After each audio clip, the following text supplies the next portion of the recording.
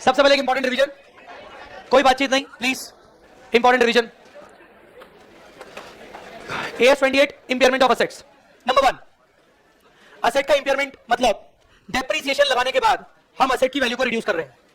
Impairment हर साल करना mandatory नहीं है, बट हाँ अगर कुछ इंडिकेशंस मिलते हैं तो हमें इंपेयरमेंट करना पड़ता है, इंपेयरमेंट टेस्टिंग करना पड़ता है। इंपेयरमेंट टेस्टिंग के अंदर हम दो वैल्यूज को कंपेयर करते हैं, carrying amount and recoverable amount. Carrying amount का मतलब होता है बुक वैल्यू, और डिटेल में जाए तो original cost minus accumulated depreciation plus minus accumulated revaluations. Recoverable amount का मतलब होता है higher of net selling price and value in use. ठीक है, नेट सेलिंग प्राइस का मतलब होता है estimated selling price minus cost of disposal. Value in use का मतलब होता है present value of expected cash flows from the continuing use of asset. अगर असेट को कंटिन्यूअसली यूज करेंगे तो कितने कैश फ्लोज होंगे, including terminal cash flows. Terminal याद आ रहा है? हाँ, उसका प्रेजेंट वैल्यू निकालते हैं, डिस्काउंटिंग करते हैं। ठीक है, उसके बाद हमने पढ़ा था कि अगर इंपेयरमेंट टेस्ट पास हो गया तो इंपेयरमेंट लॉस निकालेंगे। इंपेयरमेंट लॉस का entry impairment loss account debit to asset, या तो दूसरा तरीका impairment loss account debit to provision for impairment loss. ठीक है, दूसरा इंपेयरमेंट लॉस कहां जाएगा?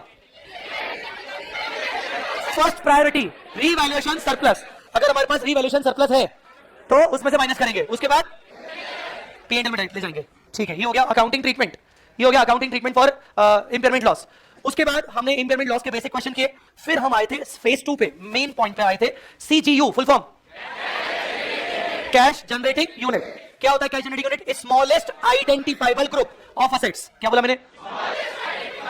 Group of asset. जो मैं बोलूं उसको रिपीट करना, smallest identifiable group of asset capable of generating individual cash flows. मैं पूरा बोल रहा हूं वापस से, smallest identifiable group of assets capable of generating individually cash flow. Clear कि नहीं?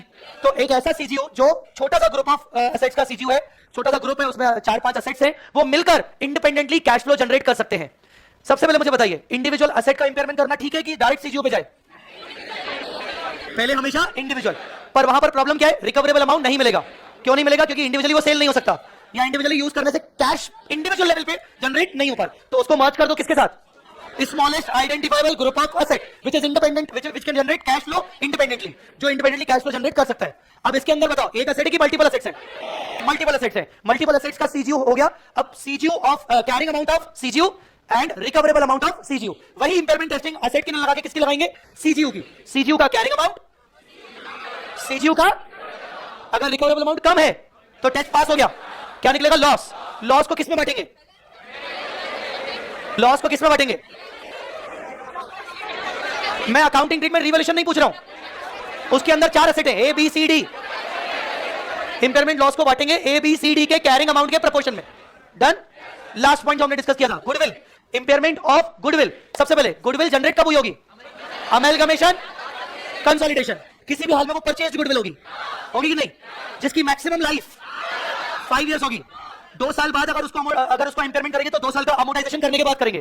4 साल बाद अगर उसको इंपेयरमेंट करेंगे तो 4 साल का अमोर्टाइजेशन के बाद करेंगे। क्या गुडविल को इंडिविजुअली इंपेयर कर सकते हैं?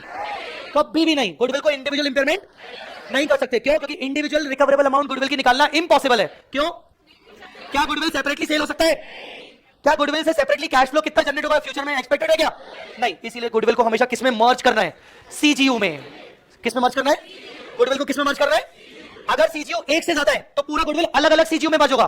बोलो बेटा, अगर there are more than 1 CGU, there are more than 1 CGU, तो टोटल गुडविल को मोर देन 1 सीजीयू में अलोकेट करेंगे। क्या करेंगे? अलोकेट करेंगे। गुडविल को मोर देन 1 सीजीयू में अलोकेट करेंगे। किस प्रोपोर्शन में? सीजीयू की फेयर वैल्यू के प्रोपोर्शन में। किस वैल्यू में? सीजीयू के फेयर वैल्यू के प्रोपोर्शन में अलोकेट करेंगे। समझ में आ गया? अब बताओ सीजीयू में अब क्या आ गया? सीजीयू में अब क्या क्या आ गया? सीजीयू की असेट्स आ गई प्लस अलोकेटेड गुडविल आ गई। आ गई कि नहीं? अब पूरे सीजीयू को जिसमें अलोकेटेड गुडविल है वापस से इंपेयरमेंट टेस्टिंग करेंगे। किसके साथ? रिकवरेबल अमाउंट और कैरिंग अमाउंट। अब क्या आएगा? रिकवरेबल अमाउंट कम, तो क्या मिलेगा? Impairment loss. अब इंपेयरमेंट लॉस को कैसे बांटेंगे? टोटल इंपेयरमेंट लॉस में से पहले गुडविल, अलोकेटेड गुडविल माइनस करेंगे। जो बचेगा उसको अदर असेट्स के कैरिंग अमाउंट के प्रोपोर्शन में अलोकेट कर देंगे। अंडरस्टूड और नॉट? बोलो बेटा, यहां तक क्लियर हुआ कि नहीं? चलो सो यहां पर हमने कर लिया इंपेयरमेंट का पूरा एक रिवीजन, ठीक है, पूरा एक रिवीजन कर लिया।